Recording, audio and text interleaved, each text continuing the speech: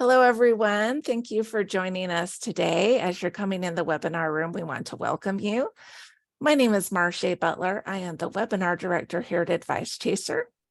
Let me make sure my microphone's in place. It is. We're good. So before we introduce our guest and get started, I need to do a bit of legal housekeeping. Advice Chaser, the host of this webinar, is not a registered investment advisor.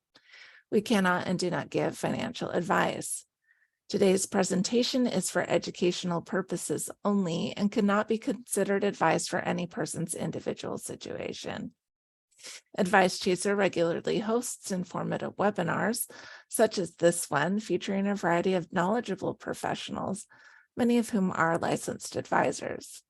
Any opinions, ideas, jokes, or principles expressed by presenters are their own, and however true, funny, or interesting, are not endorsed by Advice Chaser. Please do not act on the information you hear today without consulting a qualified financial professional.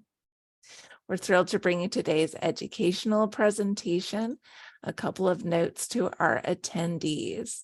You are on mute, but you're welcome to ask questions using the chat box. And let me go ahead and make sure that functionality allows you to chat with me. Excellent. I'll be moderating today.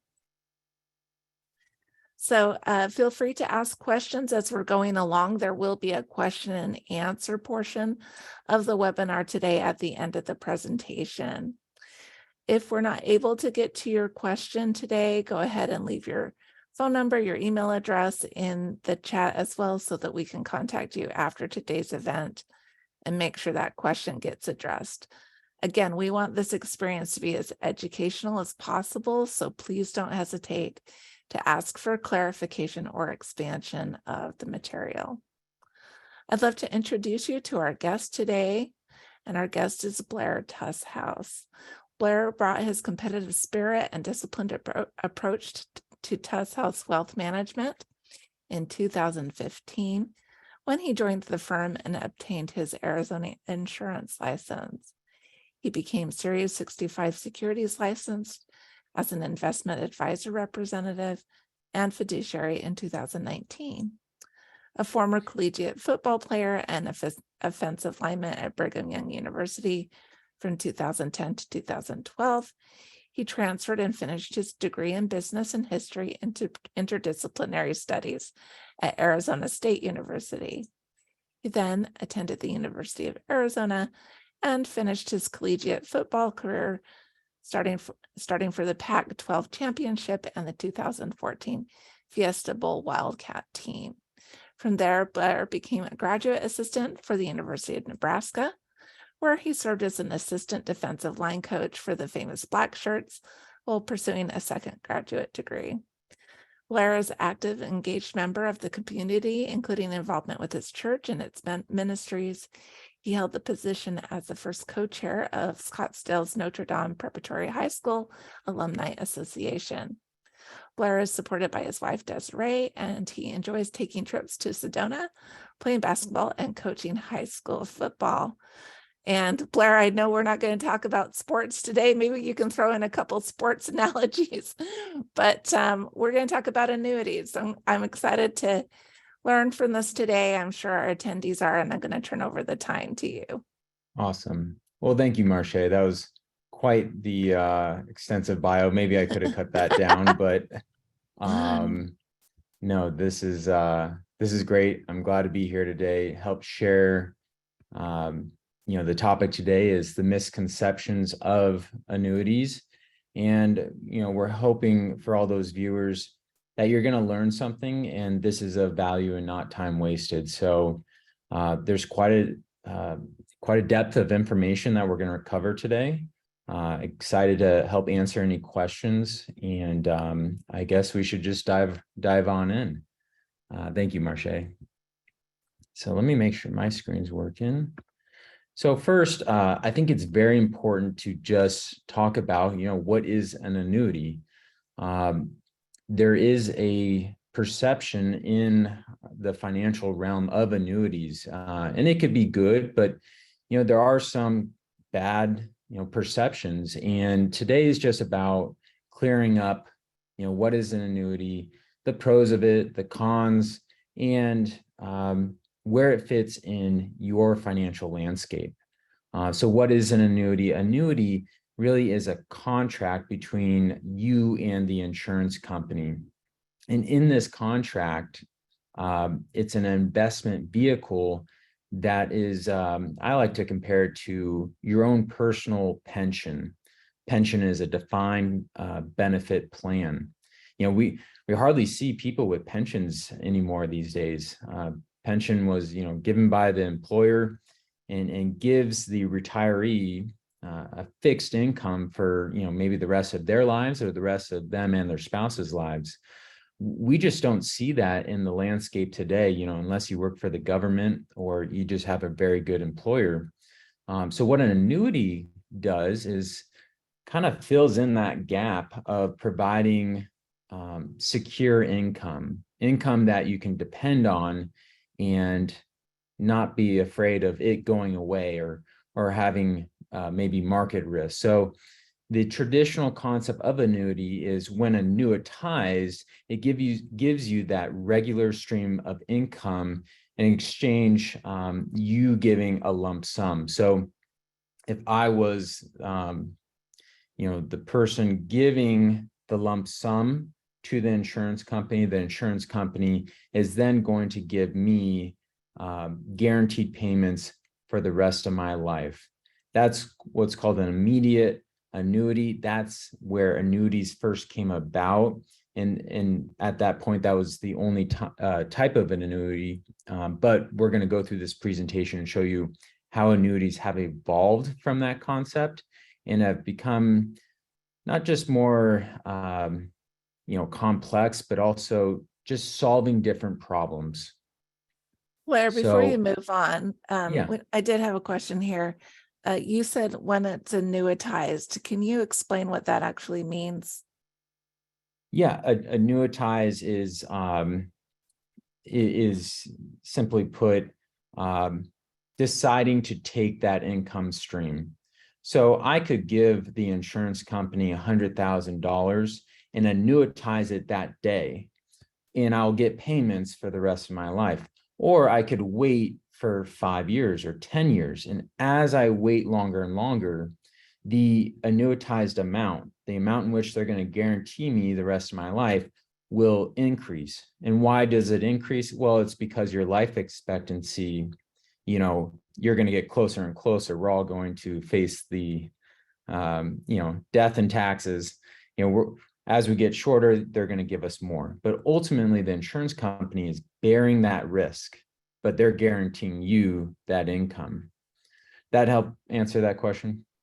Yeah, so I'm assuming that money is then kind of locked up at that point at the insurance company. Yep, it's a contract. And all contracts are different depending on the insurance company. And we'll dive into how different types of annuities may have different lengths, different surrender capabilities. And yeah, there's a wealth of information that we'll definitely dive into. And if I don't clear anything up, you just let me know. So the advantages of annuities. Well, we talked about the guaranteed income, and that's what initially these annuities were created for. Also, to mention Social Security, that is guaranteed income. I don't know if anyone has their Social Security statements, but that you realize if you delay taking your Social Security, what happens to the payments? They go up. So, it's about timing and obviously how much you put into it, but you can guarantee a particular income.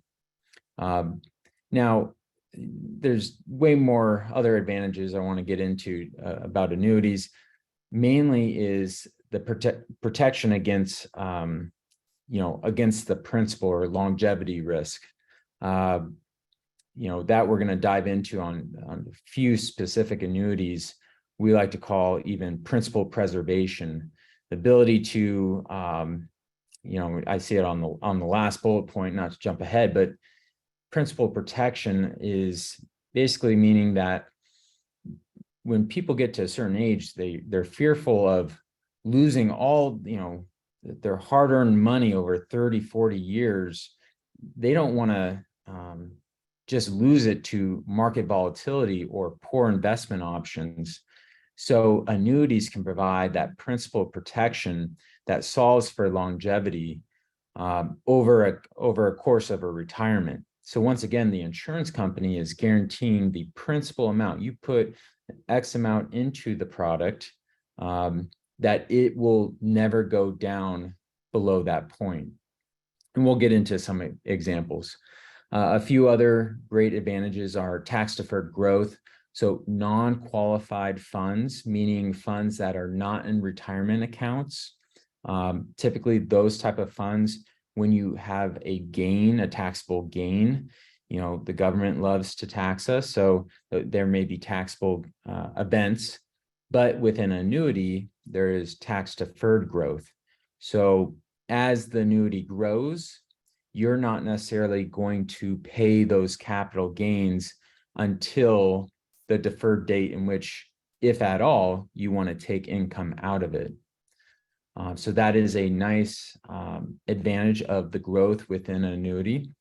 Also, because it's associated to an insurance company, there's a death benefit. And that is something that kind of, I like to say, checks a box of, caring for a loved one in case something happens to you. So death benefits will be associated to, or correlated, I should say, to, how much you put into the product and honestly, how much death benefit you want. And then riders, riders are just a fancy term for saying, added benefits. Hey, I would like a rider or an add-on to cover some long-term care expenses or particular, it's normally with healthcare is where we see it often, but we can have riders for income riders to guarantee even more income. Now, those riders or add-on benefits, those are going to come with a fee, but keep in mind, those are optional. So some people, if you have an annuity already, it's something you may want to know, hey, am I paying for this rider? Is it something I need or should continue to pay for? Okay, so now we talk about the advantages. There are plenty of disadvantages of annuities, or not just disadvantages, but maybe things to just take into account for, because for someone who needs this annuity, these are maybe not disadvantages, but it's something to always be aware of, that annuities have particular advantages and disadvantages.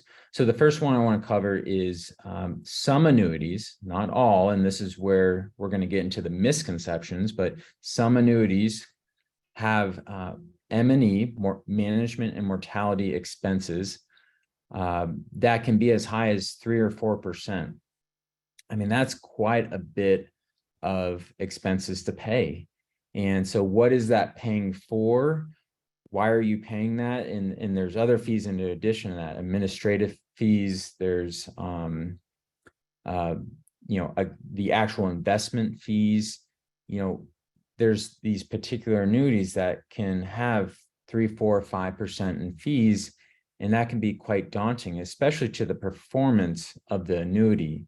And we're going to go into depth on which annuity has those fees versus the other annuities that don't have any fees at all. All contracts are going to have some type of surrender schedule, and that's a surrender schedule is basically a duration of time in which you're locked into that annuity. Now, just because you're locked into the annuity doesn't mean you can't have access to the funds. You'll have access up into a free withdrawal amount, and that changes per contract and per company. And the length of the period is also going to change depending on the length of the contract that suits you best. But something to be aware of, these aren't liquid, meaning you can't just sell all of it, at least without a penalty. So another disadvantage is lower fixed rates.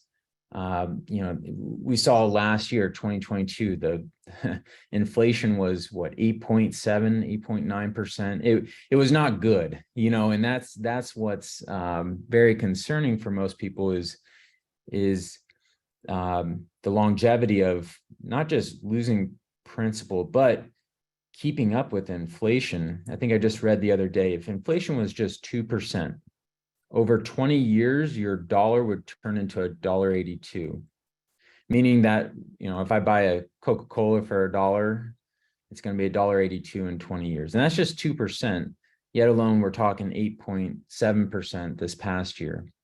So knowing that inflation is kind of a big deal. We hear it on the news every day, or at least I do. Some of these annuities have low fixed rates. And those are some of the older ones, and we'll talk about what to do with those older ones. But if we're getting a rate that's lower than inflation, then our real rate of return becomes negative, meaning your value of your dollar is being lost. So it's just something to be aware of. We put it as a disadvantage because you obviously want to be in the most effective growth vehicle possible, if that's what you are seeking. So just going further down the list, there is limitation on what you can actually invest in. And we'll talk about the specific ones and what you can invest into, but the options are going to be limited to what the company can offer to you. And most companies now have a range of 10 to 20 options, but it's not going to be like your brokerage account where you can buy any security or bond. They're going to have a fixed set of selections. Caps on some products can kind of, going back to the fixed rates, it can cap your growth. So like I said, a lot of these older products had caps, meaning you could only participate up to a cap or a moment where you can't make any more returns in a given year. With inflation being high, it's just another thought of saying, hey, if you do have a cap, how can we adjust that? And how could you make that grow better and more efficiency? And we talked about, withdrawals and liquidity, being able to withdraw funds when you need it. I will say, I've never come across a company that isn't RMD friendly. RMD is your required minimum distribution for your IRAs. All companies are required to let you pull your RMD without any type of fee or surrender charge. So companies know that you're going to need income from these, but they don't want to see you pull half or all your amount within your contract year, because that's the give and take. They're going to give you some good upside options, but they want to see you committed over that duration. Okay. So the types of annuities we'll talk about today, I talked about the initial concept of what an annuity is, but it's really evolved into three main annuity types, and it's fixed annuities, variable, and indexed, or also called fixed indexed annuities. These are the three I see day in and day out. There's a lot of questions around them and a lot of misconceptions, because these three annuities are, they say annuities at the end, but they are not the same thing. They're so far different from each other that this is where a lot of the misconceptions come in, because you hear something about a variable annuity, and then now your perception of that is across all annuities, when a fixed annuity or an index annuity may be totally different and could be a good option for you. Okay, so let's talk about fixed annuities. Very similar to something like a CD. A fixed annuity is a guaranteed interest rate that is provided by the insurance company. Right now we're seeing interest rates rise from the Federal Reserve raising interest rates. So interest rates or fixed rates given by insurance companies are actually now rising. So let's just take a fixed rate of 5%. Somebody who's looking to just get a guaranteed 5% for, let's just say, 5 years. That is what somebody could do with a fixed annuity through an insurance company. They could go to them and say, I want that guaranteed 5% because either I'm uncertain with the market, I'm uncertain with, wherever things may go, but they're just happy knowing they're going to get that 5% for 5 years. So it's fixed, it's a fixed amount. They'll never get anything below, but they'll never get anything above it. So advantages, you have that guaranteed income, or if you're not taking it, it just goes to the pile. You put in 100,000. Well, 5% on 100,000 would be 5,000. And, after 1 year, you'd have 105,000. So you have that guaranteed rate, and you have the protection against any type of market volatility. You, as the client of the insurance company, don't take on any market risk, which is, for some pre-retirees or retirees, that is a huge component of just being able to sleep at night.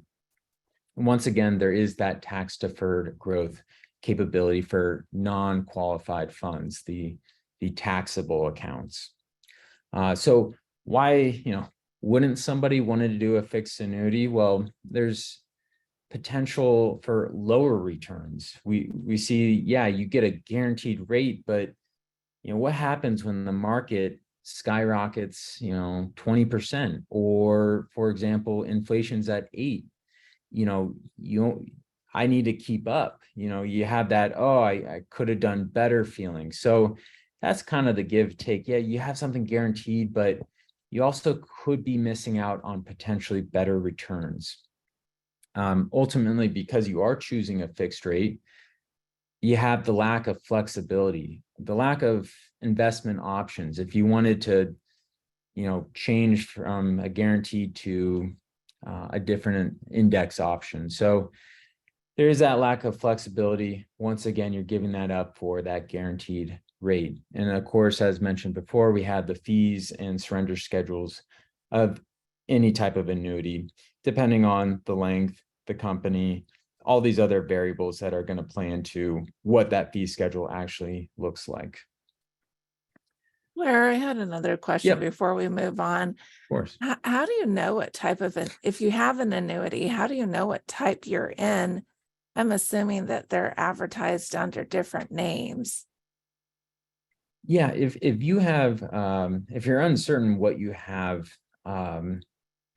you're normally going to get information every year. I hope you would, once a year, from your insurance company, and they should have what's called an annual annuity statement.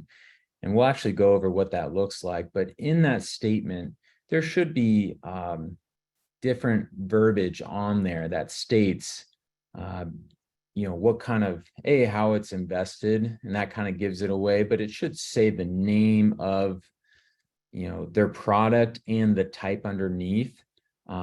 If you truly have a hard time finding that information, I've experienced a lot of people come in and just say, here, tell me what I have. And it's kind of sad because, they bought into something they still don't know what they were in.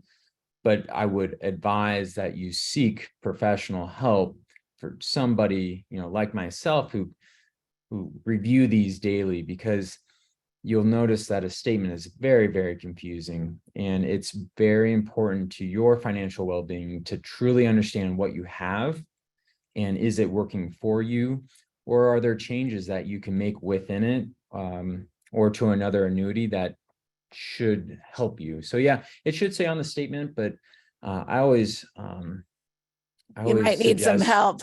You might need some help to decode it. Yeah. And that's what we're seeing every day here is people saying, I don't know what I got into, but tell me what I have. And it's just an educational process. And And that's why we're doing this today, is to educate. So hopefully that answers your question. In later slides, we'll go over a statement. Okay. Variable annuities. Now, this is the one that when you hear bad things about annuities, I would say 9 out of 10 times they're talking about variable annuities. I'm not going to say a variable annuity is right or wrong for you, but there are some concerns with a variable annuity that just don't correlate with other annuities, and how beneficial they can be. So it's just something to, back to our last point, is you really need to know what kind of annuity you do have. So a variable annuity is tied to the performance of, an index. An index is like the S&P 500. S&P 500 is an index of the 500 largest companies. And I'm just using that as an example. Other, insurance companies can have any indice or investment options they wish to provide, but there's a plethora of different indices. But because you're now exposed to the indices, you're now exposed to market volatility. So there you go. We talk about fixed annuities, you have this principal preservation component, whereas now you're in variable annuities and it's like, wow, I could lose money. And that's where people really need to know, like, hey, if you're in a variable annuity, you're just as exposed as to being into the normal market. At the same time, you're exposed to the upside. So if the market does, or that indice does perform well, you're going to perform well. So yeah, there is that give and take, but people need to know they do contain market risk, and that's something, especially pre-retirees, retirees. Maybe that's something you don't want as much, in those later stages. So the misconceptions, or actually I should say the disadvantages of variable annuities are they have the market risk. But remember, in an earlier slide, I said, some annuities could have 3 to 4, maybe even 5% in fees. It's within these variable annuities that you see what's called M&E fees. And they also have administrative fees and fund fees, fees for just controlling the funds that you're investing into. That's 3 different fees that could add up quite a bit. And so even if the market returned 10%, to have 4% in fees, you just drop down to 6%.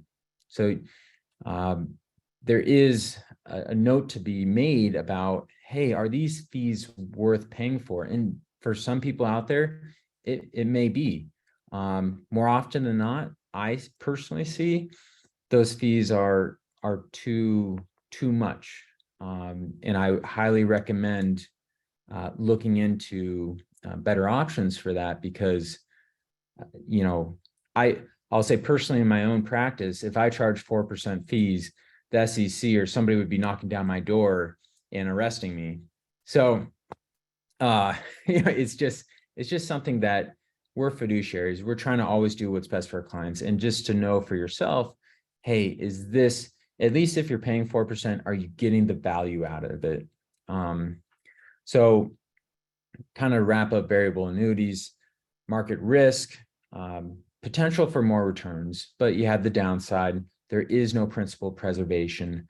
There's higher fees, could be worth it, most likely not worth those fees. And then of course the same, surrender schedule, lack of liquidity that all annuities are going to have some type of. Okay, so now index annuities are also known as fixed index annuities. So you have the fixed annuities and fixed index annuities. They're very similar in some aspects, but totally different in other ways as well.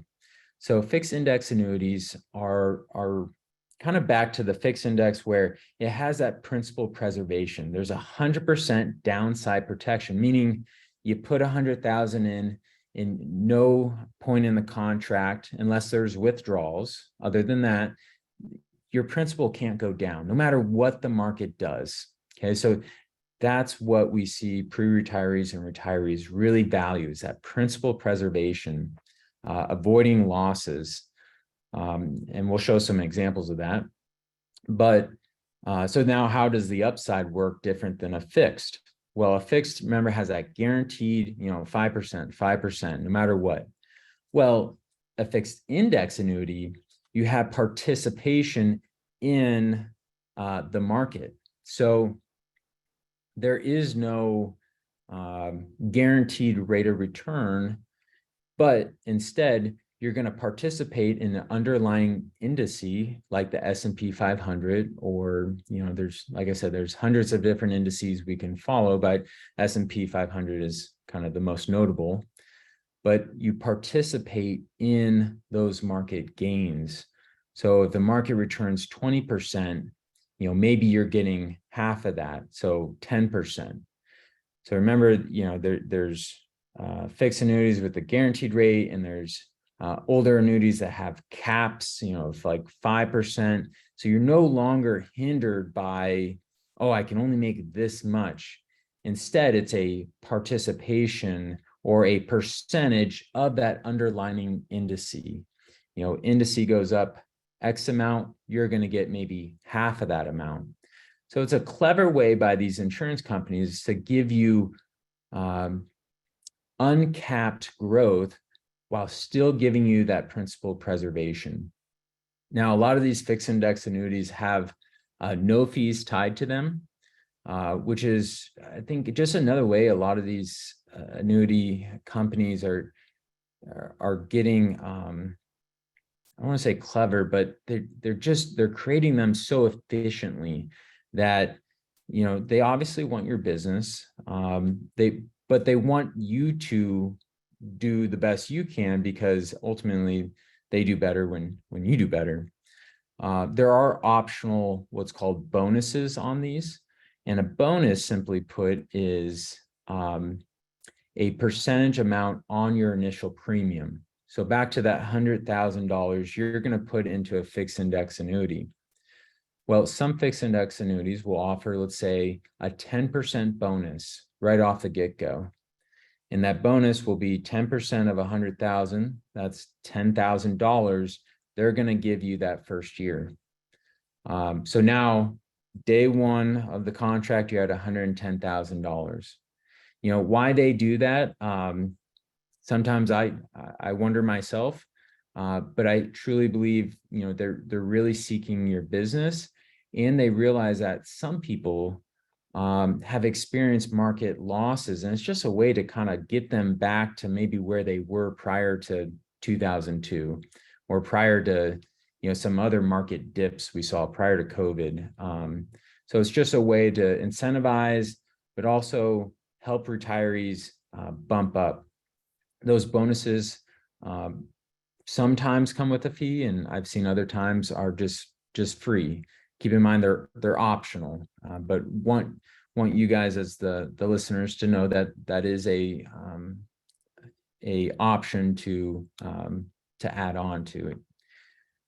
So some disadvantages, once again, that surrender period and wanting to withdraw more than the free withdrawal amount. Now, from my experience, a typical free withdrawal amount is around 10%. So 10% of 100,000 is $10,000. That's, can you live on, if you really needed to take out 10% every year, 10,000, you have to redo the math every year, but it's still quite a bit of money before there's actually is a fee. But I always point to the planning process. You should know before going into an annuity where your sources of income are, and Social Security, pensions, annuities, all these need to take into account and kind of work together. So it's not a surprise. A lot of funds that are put into annuities are meant for the growth. You don't want to be taking out more than 10%, because then you're kind of missing the purpose of that participation through those, getting higher returns, and, then I think annuity is probably not the right choice. So just making sure everything you have, works together. So now I want to really dive into the fixed index annuity and talk about how, kind of just an example of how it would work. And what I do is I just show people simply, hey, this is the past 23 years. And in the past 23 years, I'm going to show you the S&P 500's 23 returns.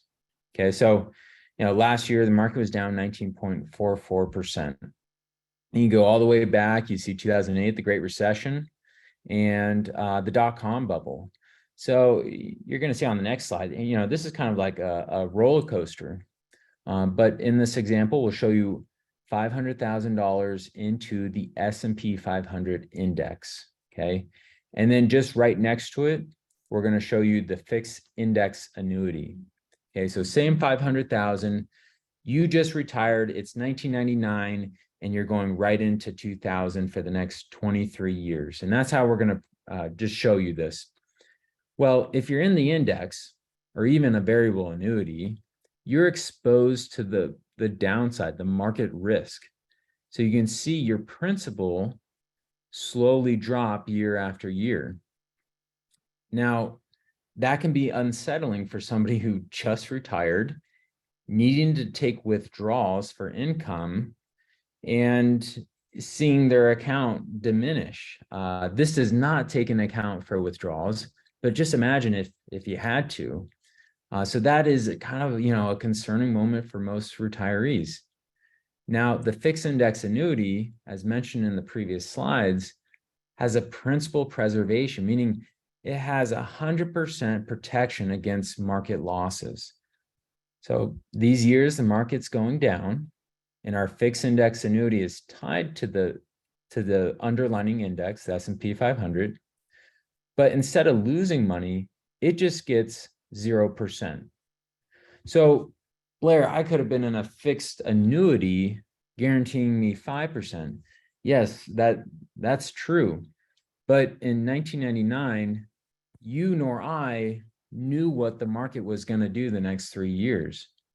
Because what we see in 2003 is the market went up 26.67%.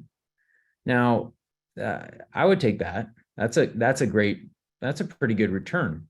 Remember, that's 26.67% on 298,000 if you were in the market and you had to experience all those losses. So you're only back up to 377,000, still less than your initial premium. But you go to the fixed index annuity, remember your principal was protected. You weren't gaining 5%, you weren't gaining anything. And that's the give and take. But in 2003, when the market went up, you got half of that return. And so that's what I mean by the participation rate. In this example, I'm showing you a 50% participation, meaning I'm taking 50% of 26.67, and that gives you that annual return for the year 2003. And now you see your $500,000 principal go up to 566,000. Wait a minute. There's a higher return on the S&P, and we only got half of it. Yet after 4 years, you're sitting at 566 versus 377. This is what we call, well, there's two things, what we call a bad sequence of return, which we always want to avoid in any type of retirement planning. And it's the simple concept of avoiding losses. We're avoiding striking out in a fixed index annuity, but we're getting singles and doubles. We'll never hit a grand slam. Who knows? If the market goes up 100%, you're going to get 50. I mean, there is no cap. So that is a possibility. The likelihood, very small, but it is a very unique annuity that I highly recommend for those seeking more growth. Like I said, all these annuities are meant for someone, and it's a matter of which one's for you. But I thought today, over the past decade, this one has truly been the one that has helped the most people. And you can see it, how much it helped somebody in the dot-com bubble, and just taking it down over the years after 2022, a fixed index annuity produced, to 1.6 million. The market was at 1.3. Disclosure, these are not meant to beat the market. It just so happens this past 2 decades it did. But the fact that we just back tested 23 years and it did should give you some relief, knowing that, hey, these things can grow quite efficiently. And actually, just to show you on the next page, this blue line is the S&P 500. That white line is the fixed index annuity. So I just want to, no matter where you are currently in your financial planning, picture yourself about to retire in 2000. Is it truly worth risking that blue line? What kind of retirement would you want to have? Versus the white line is, we tell people a fixed index annuity is kind of like that staircase where you're just avoiding these big troughs in the market. And instead you're flatlining. You're not making anything, but you're not losing anything. Ultimately, the S&P 500, I highlighted it here, took 13 years to get back to its initial value. So I simply just ask people who sit across from me every day and say, can you wait 13 years before you get your principal back? And once again, this is without taking withdrawals either. So if we took withdrawals out of this, I'd be afraid to know how long this would take, probably a lot longer. It's also important to note that fixed index annuities in what we call sideways markets, secular bear markets like this, where there is no growth in the market, can actually make money. So it's just checking off another box of, hey, I'm in retirement, I don't want to lose principal, and if the market goes nowhere, can I still make some money somewhere? So I know I just went through a lot there. I'm sure there's a lot of questions, but I really wanted to give you guys an idea of how a fixed index annuity works versus maybe a variable annuity that's strictly tied to the blue line, or a fixed annuity that's just going to be 5% every year. I'll show one more example. I'm going to make this way quicker because we don't need to go through this again. It looks like the same chart because for the most part it is same past 23 years of the S&P 500. There's another way of investing in a fixed index annuity that I thought was worth mentioning, and that's instead of a participation rate, let's just go to 2003 again, you get to participate 100% in the index up into a cap. And so in this illustration, I showed a cap of 10%. I'd say currently right now in our environment, it's around 15%. So I wanted to be kind of conservative on this. But you can see it's not taking half, but it's just your 1 and 1 up into that 10%. So 2004, 8.99. Instead of getting half of that, like the participation, you're actually getting the full 8.99. So there are some years, hey, the participation works better, or some years where, hey, the cap did better. How do we know what will happen when? That's going to be up to your financial advisor for recommendations. But you can just see using this capped method, which isn't a low cap, I'd consider 3-4% to be low. These are 10 to 15. They still produce quite well. And ultimately what we see is the same chart. You almost would have thought I would have copied and pasted, but it is slightly different. But this is based on the caps. And once again, I truly believe that the reason why somebody should invest into a fixed index annuity is really to avoid all of this, and to have the potential for higher returns, but they just want to know, hey, I'm not going to lose anything on my principal no matter what the market volatility happens. And they should feel secure knowing that, okay, if we go through another 2008 or dot-com bubble or COVID, their principal is protected. So how do you know if your annuity is not or no longer a good fit for you? Well, that's so hard to answer just on this webinar, but I would say is you really need to know how it fits into the overall plan. There's just so many components: Social Security, your pensions, so many moving parts that it's hard to just say, yes, this is the right fit or not. I would definitely seek financial help, like myself, somebody who talks to people daily and sees these statements and put all the pieces together, as you can see with our puzzle piece. It needs to fit together because, yeah, we just explained how great a fixed index annuity is and how guaranteed returns through a fixed annuity can work. But it still may not be a good fit for you, depending on your needs and your wants and your financial landscape. So yes, I highly recommend that you speak to somebody sooner than later, because you're going to want to bring in this. You want to bring in this is a sample of an annual statement.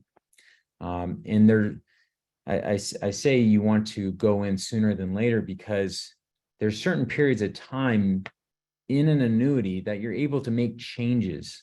And it's often in this information where your financial professional can look over and say, yes, according to this in your contract and your surrender schedule, we're able to make these adjustments, maybe choose a higher cap or a different index option that's going to be able to produce more for you, or have the opportunity to, at least. In addition, if you have a variable annuity, or if you're uncertain you have a variable annuity, I will forewarn that most of these types of annuities don't place their fees, right on the statement. They're somewhere hidden far back, and often not mentioned, on these statements. So to know those fees exactly, once again, bring that statement to a professional, and they're going to have the knowledge to look over it and tell you exactly, hey, you're in a variable annuity. These are the fees that you're paying for. And is that worth keeping or making adjustments to? Because it's just not worth paying that much if you're not getting the value out of that. The last thing I would like to mention before we get maybe in some questions are, what are the options? Getting out of annuity is no longer a fit for you. You've done some planning and you realize, hey, I got to make some changes. This is something we see very often, and there are several different options. The first is you simply can just surrender the annuity. And if the annuity is in its contract period, that may cause a penalty. But if it's out of the contract period, then you may have the opportunity to just surrender it free of any charges. How do you know if you're in the contract period or not?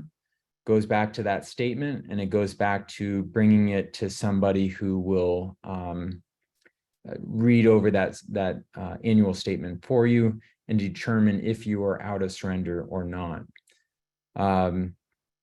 If you are in surrender, it's something worth noting, back to those bonuses. We talked about fixed annuities offering bonuses on your premium. That can be 10, 15, I've seen it as high as 20%. Once again, just a example, 20% of 100,000, they would give you 20,000 for just investing into that annuity. That could or could not be with a fee depending on the company.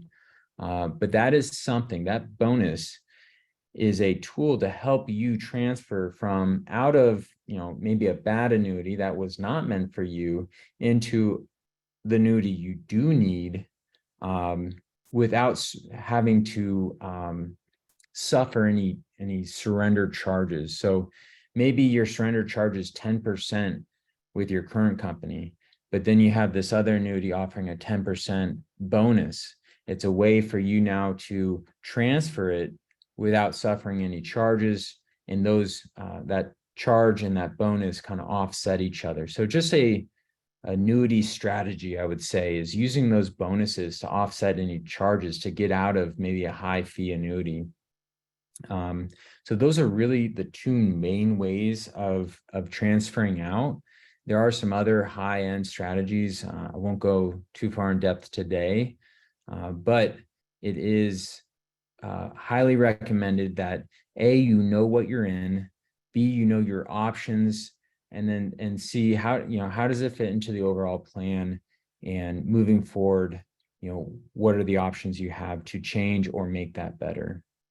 So I know I went over a lot today. I appreciate everyone listening. I know there's some questions. Marcia, you tell me what I can help answer today, and yeah.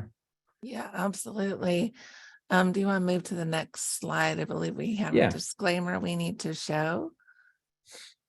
Thank you.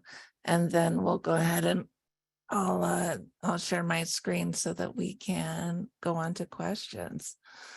All right, folks, I got several questions in. I'll try to get as many as possible answered here by our speaker. Keep putting them in the chat though.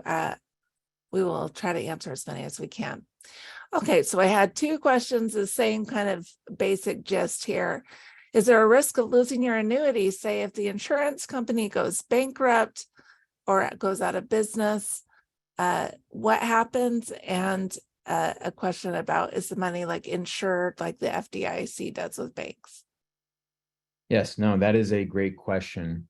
So before I even answer that, that is part of the vetting process of knowing the insurance company that you're dealing with, going with I don't even want to use names but doing a plus carrier versus, a C carrier, that's going to be something to just make note of and part of the vetting process. So it's something you definitely want to consider. Now, to answer the question, yes, they are regulated by our government to have a particular amount of funds set aside to cover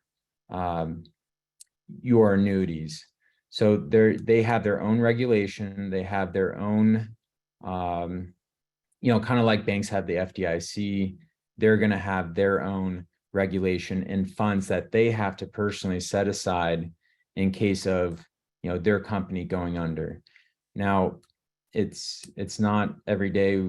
I can't really think of any large insurance companies that have gone under, but the few case studies that I've read in the past have been they normally get bought out. So, and we're kind of seeing that in the bank world. But what happens is that a Nationwide or F&G comes in, and when they see a failing insurance company, they normally buy it before it even gets to the point of needing that protection from those cash reserves. All right, our next question is about an example. So let's say that you have a $100,000 annuity policy and you are receiving annuity payments from it. What if you live really long and you've already received $100,000 worth of annuity payments? Do you still receive payments? Yep. As long as you're living, you get those payments. And that's the beauty of it. The insurance company is taking on the risk. You simply, but once again, it could go the other way. If you pass away the next day, and I'm talking about an immediate annuity where you annuitize it and give it payments. I'm not talking about a fixed or variable or fixed index. I'm talking about the immediate annuity where they just annuitize it right away. Yeah, if you pass away the next day, that 100,000, it's poof, it's gone. There is no death benefit to it. Whereas, yeah, if you lived 120, yes, they still have to contractually pay you those guaranteed payments. All right, here's another question. Do all annuities have death benefit components? And if I understand it correctly, so if I die while receiving monthly benefits, will my spouse get the death benefit? Yeah, not all. So speaking to the fixed, the variable, and the fixed index, those will all have a death benefit associated with them. Most immediate annuities, meaning you're annuitizing it right away or after a certain period of time, like a pension, those annuities, those can be depleted, the death benefit. So once you've taken out your premium, those tend to go down to where there is no death benefit. I will say, I started out talking about that because that is what annuities derive from. You can see over the presentation, we've come a long ways from what annuities are today versus what they were originally meant and designed for. I think over this past decade,